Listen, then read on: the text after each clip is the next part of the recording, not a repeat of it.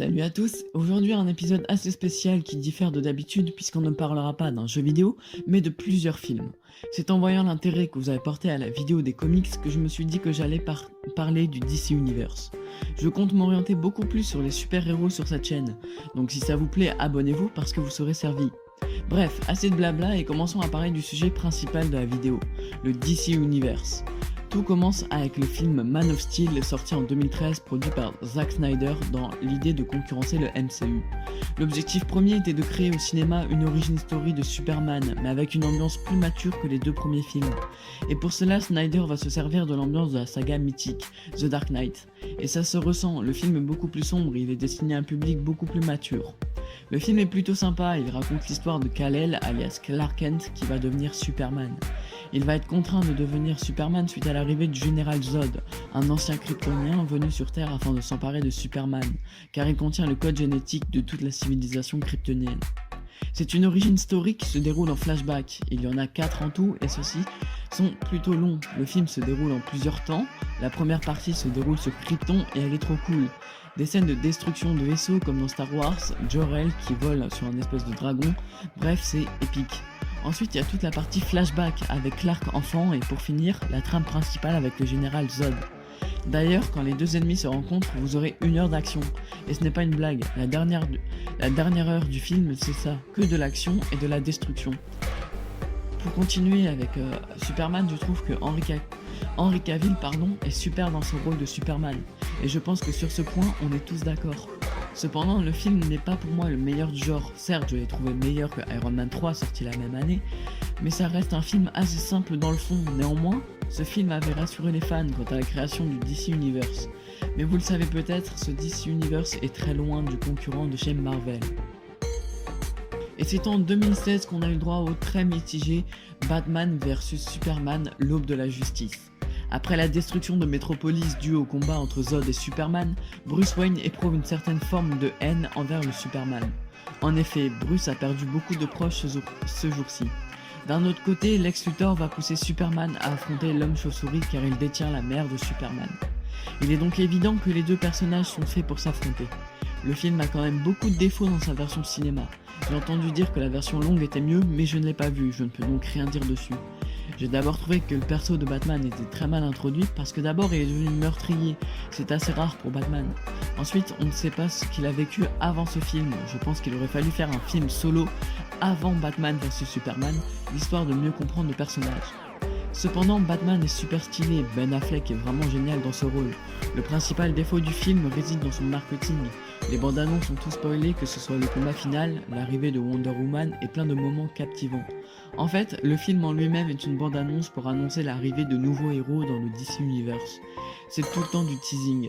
C'est d'autant plus décevant quand on voit les personnages du film. Regardez Lex Luthor, il n'a rien à voir avec celui des comics, il a beaucoup moins de charisme et il fait tout le temps des blagues.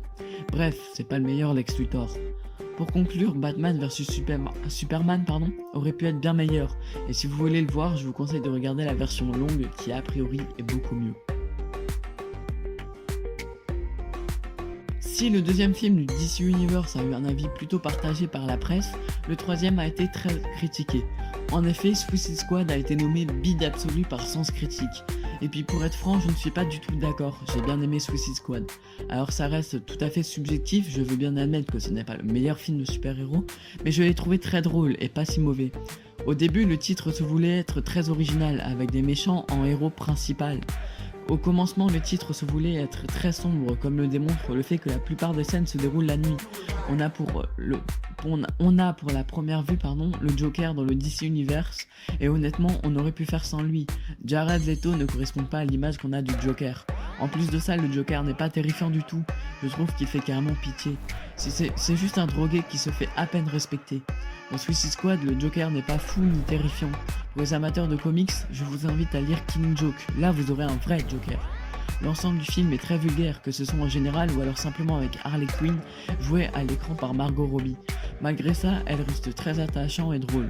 Alors l'humour ne plaira pas à tout le monde, c'est très dark et vulgaire, mais personnellement ça me plaît. C'est surtout ce qui fait que j'aime Suicide Squad, c'est l'humour. En plus de ça, Suicide Squad avait un très bon casting, on peut y retrouver Will Smith ou bien Margot Robbie. Enfin, le film était destiné à un meilleur avenir que celui-là, Et en plus, si vous suivez l'actualité, on aura bientôt un nouveau Suicide Squad au cinéma si la situation sanitaire le veut bien. La bande-annonce est très intéressante et nous montre Margot Robbie ainsi que de nouveaux héros et nouveaux fonds de personnages comme Deadshot ou le nouveau méchant tel le requin qui ont l'air super sympa. Maintenant, nous allons parler de The Wonder Woman, qui est pour moi le meilleur film du DC Universe. Oui, vraiment. J'ai pris une de ces claques avec ce film qui était vraiment, mais vraiment extraordinaire. On pouvait s'attendre à un film sur la mythologie grecque, alors oui, c'est le cas. Mais on pouvait s'attendre en deuxième partie à avoir un film juste après Batman vs Superman. Et bien ce n'est pas du tout le cas. La deuxième partie du film se déroule durant la Première Guerre mondiale, où en gros elle va rencontrer un pilote de l'armée britannique qui va devenir son petit ami entre guillemets, et elle va se battre contre le dieu Arès qui a déclenché cette guerre chez les Britanniques. Le dieu Arès en gros est responsable de la Première Guerre mondiale et Wonder Woman va tout faire pour l'arrêter. Comme je l'ai dit, j'ai adoré Wonder Woman, sa mise en scène est juste exceptionnelle. Et pour continuer, les thèmes de cette musique, les thèmes de la musique sont vraiment exceptionnels. La bande son est vraiment incroyable.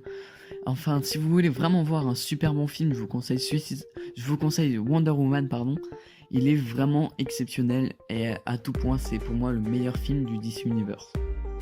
Et là encore, DC a récemment sorti une suite avec Wonder Woman 1984 et je ne peux malheureusement rien vous dire dessus puisque je n'ai vu ni la bande-annonce ni le film en lui-même, mais a priori il est moins bon que le premier film.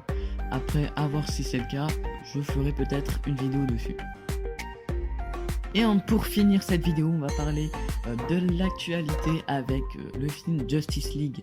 Alors Justice League, il était sorti en 2017, et, la production a été confiée à Zack Snyder puis à Joss Whedon, et on a eu le droit au très certainement pire film de super-héros que l'histoire a été contraint de... je sais pas trop comment dire, en fait, c'est le pire film de super-héros. Tout simplement parce que Zack Snyder avait une vision du film incroyable, il voulait en faire une version longue de base de 4 heures et ça n'a pas été le cas parce que malheureusement sa fille s'est suicidée et c'est Joss Whedon qui a repris le flambeau de Zack Snyder et qui donc a fait un film qui plaît plus à Warner Bros.